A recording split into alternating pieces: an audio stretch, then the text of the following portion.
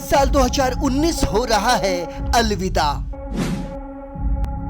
साल की शुरुआत में मिला कभी न भूलने वाला दर्द। सामाजिक और राजनीतिक मामले सुलझे। साल 2019 में हुए कई ऐतिहासिक फैसले। धारा 370 हटा, 3 तलाक बिल और CAA हुआ लागू। साल 2019 अब खत्म होने को है। साल 2019 हिंदुस्तान की सामाजिक और राजनीतिक गतिविधियों के लिहाज से काफी अहम रहा। साल 2019 में घटी कई घटनाओं ने देश को झकझोर के रख दिया, तो वहीं केंद्र सरकार ने कई ऐतिहासिक अहम फैसले लिए, जिनसे भारत का भौगोलिक और सामाजिक नक्शा ही बदल गया। तो चलिए हम आपको बताते हैं ऐसी कुछ घटनाओं और फैसलों के बारे में। साल के दूसरे महीने में ही भारत को एक बड़ा झटका लगा था, जिसमें देश ने 40 जवानों को खो दिया। 14 फरवरी 2019 को जम्मू श्रीनगर राष्ट्रीय राजमार्ग पर स्थित लितपुरा पुलवामा में CRPF के काफिले पर जैश-ए-मोहम्मद के एक आत्मघाती ने विस्फोटकों से भरी कार से हमला कर दिया था। इस हमले में 40 CRPF के जवान शहीद हो गए थे। काफिले पर हमला करने वाला आतंकी भी इस धमाके में मारा गया था। हमले की जिम्मेदारी पाकिस्तान समर्थित आतंकी संगठन जैश-ए-मोहम्मद ने ली थी, जिसका सरगना आतंकी मसूद अजहर है। भारत पर हुए इस हमले के बाद देश भर में गुस्से का माहौल था। लोग सरकार पर पाकिस्तान के खिलाफ कार्रवाई करने के लिए सड़कों पर उतरकर प्रदर्शन कर रहे थे, जिसके ठीक 12 दिन बाद ही भारतीय वायुसेना के 12 मिराज 2000 लड़ाकू विमानों ने पाकिस्तान के बालाकोट में आतंकी संगठन जैश-ए-मोहम्मद के ठिकानों पर हमला कर दिया। इस हमले में तकरीबन 300 से अधिक आतंकी मारे गए। और अब बात चंद्रयान 2 के लॉन्चिंग की। साल 2019 में भारत के वैज्ञानिकों ने चंद्रयान 2 का सफल प्रक्षेपण कर एक नया इतिहास रचा, जिसे भारतीय अंतरिक्ष अनुसंधान संगठन यानी इसरो ने विकसित किया था। चंद्रयान 2 को GSLV संस्करण 3 प्रक्षेपण यान द्वारा प्रक्षेपित किया गया। इस अभियान में भारत में निर्मित एक कक्षयान, एक रोवर और एक लैंडर भी शामिल था। इन सभी का विकास इसरो द्वारा किया गया था। भारत ने चंद्रयान 2 को 22 जुलाई 2019 को श्रीहरिकोटा रेंज से भारतीय समयानुसार अल सुबह 2:43 पर सफलतापूर्वक प्रक्षेपित किया। साल 2019 में केंद्र की मोदी सरकार ने कई अहम फैसले लिए, जिसमें 30 जुलाई को 3 तलाक बिल पर पारित किया गया विधेयक भी शामिल है। इस साल मोदी सरकार ने लोकसभा चुनाव में किए सबसे अहम वादों में से एक 3 तलाक बिल को राज्यसभा से पास करा लिया। राज्यसभा में 3 तलाक बिल पर जहां 99 वोट पड़े, तो वहीं विरोध में 84 वोट पड़े। इस तरह से 15 वोटों से 3 तलाक बिल को राज्यसभा से मंजूरी मिल गई। इस बिल को पास कराने के लिए सभापति ने डिवीजन के जरिए वोटिंग प्रक्रिया का सहारा लिया। इससे पहले करीब 4 घंटे तक राज्यसभा में केंद्र सरकार द्वारा पेश किए गए 3 तलाक विधेयक पर चर्चा हुई थी। विपक्ष की लगातार मांग और चर्चा पूरी होने के बाद सभापति ने सिलेक्ट कमेटी के पास बिल को भेजे जाने के लिए वोटिंग कराया। सिलेक्ट कमेटी के पास भेजे जाने वाले प्रस्ताव के लिए 100 वोट विपक्ष में तो 84 वोट पक्ष में गिरे। 3 तलाक विधेयक में यह भी प्रावधान किया गया है कि यदि कोई मुस्लिम पति अपनी पत्नी को मौखिक, लिखित या इलेक्ट्रॉनिक रूप से या फिर किसी अन्य विधि से 3 तलाक देता है, तो उसकी ऐसी कोई भी उद्घोषणा शून्य और अवैध मानी जाएगी। इसमें यह भी प्रावधान किया गया है कि 3 तलाक से पीड़ित महिला अपने पति से स्वयं और अपने आश्रित संतानों के निर्वाह के लिए भत्ता प्राप्त करने की हकदार होगी। इस रकम को मजिस्ट्रेट निर्धारित करेगा। 3 तलाक के साथ साथ केंद्र की मोदी सरकार ने जो अहम फैसले लिए, उसमें जम्मू कश्मीर से हटाई गई अनुच्छेद 370 भी शामिल है। साल 2019 जम्मू कश्मीर और लद्दाख के लिए काफी अहम साबित हुआ।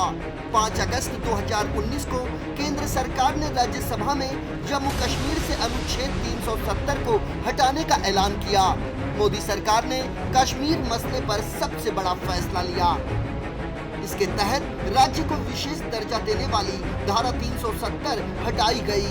गृह मंत्री अमित शाह ने राज्यसभा में प्रस्ताव पेश किया कि जम्मू कश्मीर में 370 में अब सिर्फ खंड 1 लागू रहेगा। सरकार ने राज्यसभा में एक विधेयक पेश किया जिसमें जम्मू कश्मीर राज्य का विभाजन 2 केंद्र शासित प्रदेशों के रूप में करने का प्रस्ताव है। ये 2 प्रदेश जम्मू कश्मीर और लद्दाख होंगे। गृह मंत्री अमित शाह के अनुच्छेद 370 हटाने के प्रस्ताव का कुछ राजनीतिक दलों ने समर्थन किया तो कुछ ने विरोध भी किया। आर्टिकल 370 के अलावा जम्मू कश्मीर में आर्टिकल 35A भी लागू है। यह अनुच्छेद भी राज्य के नागरिकों को कुछ मामले में विशेष अधिकार देता है। सरकार के ऐलान के मुताबिक जम्मू कश्मीर और लद्दाख को 2 हिस्सों में बांट दिया गया। इसमें जम्मू कश्मीर एक केंद्र शासित प्रदेश होगा तो वहीं लद्दाख को दूसरा केंद्र शासित प्रदेश बना दिया गया। केंद्रीय गृह मंत्री अमित शाह ने राज्यसभा में कहा कि केंद्र शासित प्रदेश जम्मू कश्मीर में विधानसभा होगी लेकिन लद्दाख में विधानसभा नहीं होगी। उन्होंने कहा कि यह कदम सीमा पार आतंकवाद के लगातार खतरे को देखते हुए उठाया गया।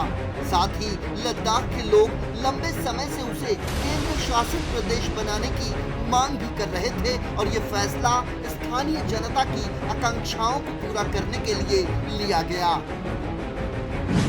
इसके अलावा केंद्र की मोदी सरकार ने साल 2019 में जो फैसले लिए उसमें करतारपुर कॉरिडोर समझौता अहम रहा।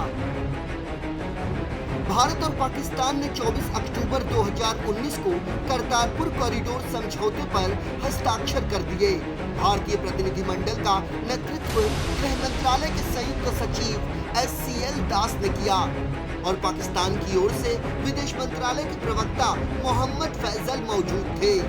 करतारपुर कॉरिडोर को लेकर भारत और पाकिस्तान के बीच समझौता हो गया। इस कॉरिडोर का उद्घाटन 9 नवंबर 2019 को भारत के प्रधानमंत्री नरेंद्र मोदी और पाकिस्तान के प्रधानमंत्री इमरान खान ने किया। भारत और पाकिस्तान के अधिकारी 0 पॉइंट पर पहुंचे और वहां समझौते पर हस्ताक्षर किए। पाकिस्तान ने भारत से करतारपुर गुरुद्वारा आने वाले हर एक श्रद्धालु पर $20 का सर्विस शुल्क लगाने की पेशकश की। अब श्रद्धालुओं को करतारपुर जाने के लिए $20 यानी तकरीबन 1420 रुपए चुकाने पड़ते हैं। साल 2019 के अंत में केंद्र की मोदी सरकार ने जिस नागरिकता संशोधन विधेयक को पारित करवाते हुए इसे कानून बनाया उसकी याद सड़कों पर भी देखी गई। जम्मू कश्मीर से अनुच्छेद 370 को खत्म किए जाने और उसे 2 केंद्र शासित प्रदेशों में विभाजित करने के बाद मोदी सरकार को संसद में दूसरी बड़ी कामयाबी तब मिली जब नागरिकता संशोधन विधेयक को दोनों सदनों से पारित करा लिया गया और अंत में राष्ट्रपति के हस्ताक्षर के बाद अब ये कानून बन चुका है। लेकिन संसद से पारित होने के बाद भी इस कानून को लेकर अटकलों का बाजार भी कई चीजों को लेकर गर्म है। इस कानून के विरोध में देश के कई हिस्सों में विरोध प्रदर्शन अभी भी जारी है। इसकी शुरुआत पूर्वोत्तर भारत से, खास तौर से असम में इसे लेकर बड़े पैमाने पर विरोध हुआ। इसके अलावा अलीगढ़ मुस्लिम यूनिवर्सिटी, दिल्ली की JNU और जामिया मिल्लिया यूनिवर्सिटी में भी हिंसक प्रदर्शन हुआ। अब सवाल उठता है कि आखिर इस कानून में ऐसा क्या है जिसे लेकर विवाद का सुर इतना ज्यादा बुलंद होने लगा है। इस कानून के मुताबिक पड़ोसी मुल्कों से शरण के लिए भारत आए हिंदू, जैन, बौद्ध, सिख, पारसी और ईसाई समुदाय के लोगों को भारतीय नागरिकता देने का प्रावधान है। हालांकि कानून बनने से पहले इसके बिल को लेकर विपक्ष ने बेहद कड़ा रुख अख्तियार किया था और इसे संविधान की भावना के विपरीत बताया था। पिछले कई सालों से अधर में लटके कई मुद्दों को साल 2019 में सुलझा लिया गया और वहीं देश में घटी कई ऐसी घटनाओं ने लोगों का दिल भी दहला दिया। फिलहाल 2019 को अलविदा करने का समय बिल्कुल करीब है और 2020 के स्वागत के लिए भी तैयार रहने का वक्त आ चुका है। प्रदीप शर्मा, इन 24 न्यूज, मुंबई।